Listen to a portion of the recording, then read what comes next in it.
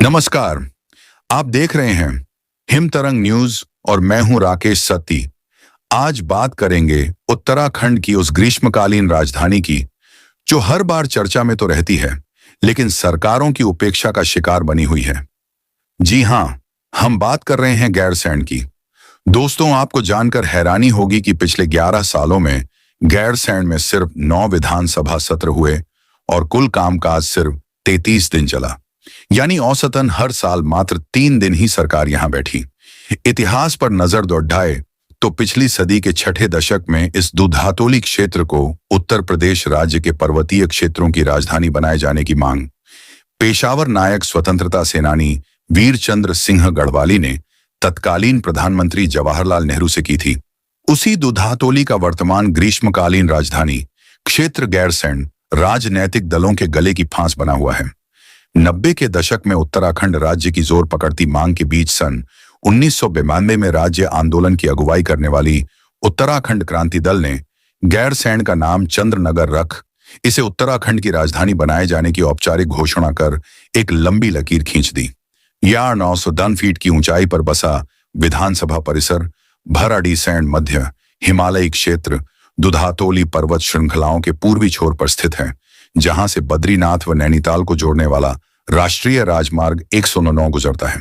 प्राकृतिक संपदाओं से भरपूर दूधातोली क्षेत्र से रामगंगा और आटागाड़, चमोली, बिनोला, अल्मोड़ा, पूर्वी नयार और पश्चिम नयार, द पौड़ी जैसी सदा नीरा नदियों की उद्गम स्थली है। वही उत्तराखंड राज्य निर्माण की बात करें तो लंबे चले आंदोलनों और शहादतों के बाद वर्ष 2000 में केंद्र में भाजपा की अटल बिहारी सरकार ने उत्तराखंड राज्य का निर्माण तो किया, लेकिन स्थायी राजधानी की घोषणा न करके मामला आयोग के हवाले कर दिया।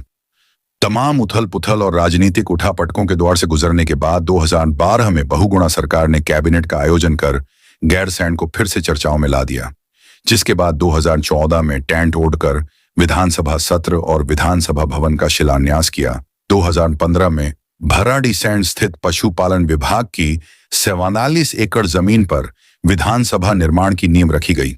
इसके बाद से ही गैरसैंण दोनों प्रमुख राजनीतिक दलों में शामिल भाजपा और कांग्रेस के लिए गले की फांस बना हुआ है।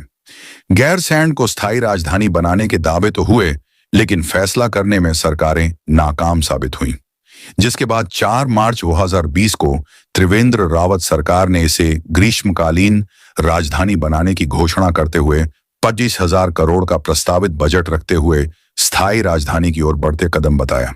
लेकिन इसमें भी 5 साल गुजरने के बाद भी न तो प्रस्तावित बजट पर कोई बात हुई और न ही विधानसभा परिक्षेत्र के विकास का कोई खाका खींचा गया। गैरसैंण में पिछले 11 सालों में कुल 9 विधान सत्रों का ही आयोजन हो पाया, जिनमें 2014 से हर साल 2-4 दिन के सत्र का आयोजन किया जाता रहा है।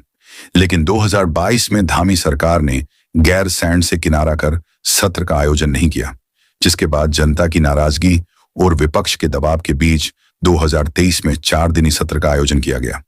लेकिन 2024 में एक बार फिर ठंड का बहाना बनाकर बजट सत्र के आयोजन को टालकर गैरसैंण से दूरी बनाए रखी, जिसके बाद जन दबाव को देख पिछले साल भी 21 से 23 अगस्त तक मानसून सत्र का आयोजन किया गया। लेकिन आज तक भी गैरसैंण स्थायी राजधानी की बाट जोह रहा है, लेकिन सरकारें इस संबंध में कोई ठोस फैसला नहीं ले पा रही हैं। संविधान विशेषज्ञों का कहना है कि राजधानी घोषित होने के बाद सरकार को कम से कम 6 महीने गैरसैंण बैठना चाहिए, लेकिन फिलहाल केवल सिर्फ खानापूर्ति हो रही है। वहीं संघर्ष समितियों का कहना है कि 2-2 राजधानियों का खर्च उठाने से बेहतर है कि गैरसैंण को ही तत्काल स्थायी राजधानी घोषित किया जाए। तो सवाल यही है, क्या गैरसैंण सिर्फ राजनीतिक घोषणाओं तक ही सीमित रहेगा या फिर वाकई इसे स्थायी राजधानी बनाकर पहाड़ों के विकास का रास्ता खोला जाएगा?